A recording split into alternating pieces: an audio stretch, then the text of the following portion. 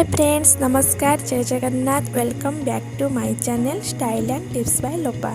चलतु आज आम तैयारी करवा ओडिया घरर सबुठु प्रिय खाद्य खीरी रेसिपी। चलतु एबे स्टार्ट करवा आज रेसिपी।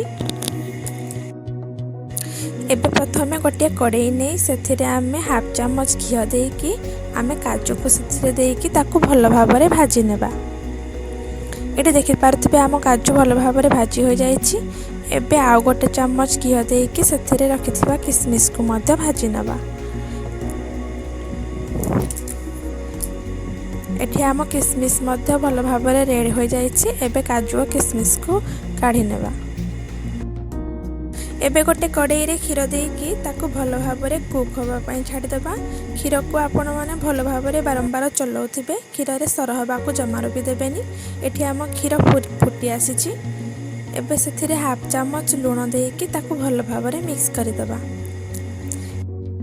एबे आमे गोटे प्रेशर कुकर नबा। से हाफ चामच घी देकी गोटे कप चीनी को से ढाल देबा और ताकू मेल्ट होबा पई छाड़ी देबा। एबे देखि पारथिबे आम चीनी एबे भल भाव में मेल्ट हो सारलानी।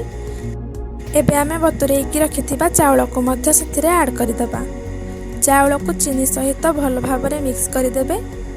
एठी देखि पारथिबे चाउलर कलर चेंज हो आसलानी। एबे आमे चाउल रे गरम पानी को ऐड करदेबा। एबे ताकू भल भाव में मिक्स कर सारला परे प्रेशर कुकर को कवर देकी 4 ରୁ 5टी हुइसिल आसबा पर्यंत कुक करनबा। एठी हमर चाउल भल भाव में कुक हो सारलानी। एबे आमे रखिथिबा क्षीर रे ए चाउल को ऐड करनबा। एबे आमे सेथिरे 2 टेबल स्पून गुजराती और गोलमरीचर गुंड ऐड करदेबा और तेजपत्र मध्य ऐड करिकी ताकू भल भाव में मिक्स करदेबा।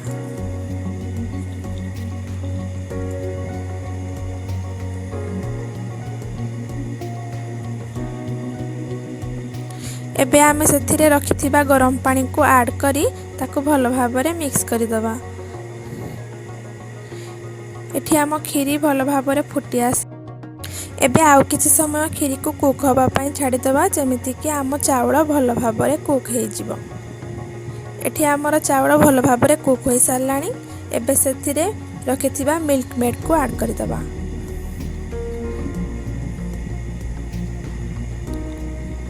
एबे ताकू भल भाव में मिक्स कर देबा आ सेथिरे 2 कप चीनी को ऐड करिकि ताकू भल भाव में मिक्स कर देबा। एबे आउ 10 ରୁ 15 मिनिट खीरी को कुक होबा पई छाड़ी देबे। एबे हमर खीरी भल भाव में कुक हो जाइछि। एबे सेथिरे आमे भाजी की रखिथिबा ड्राई फ्रूट को दे देबा। एबे खीरी को भल भाव में मिक्स कर देबा। एबे हमर super tasty bhaji style Kheri भल भाव में रेडी हो जाइछि। आपण मानकु जदी मो खीरी रो रेसिपी भल लागिछि please like share and subscribe करबा को जमार भी भूलिबेनी।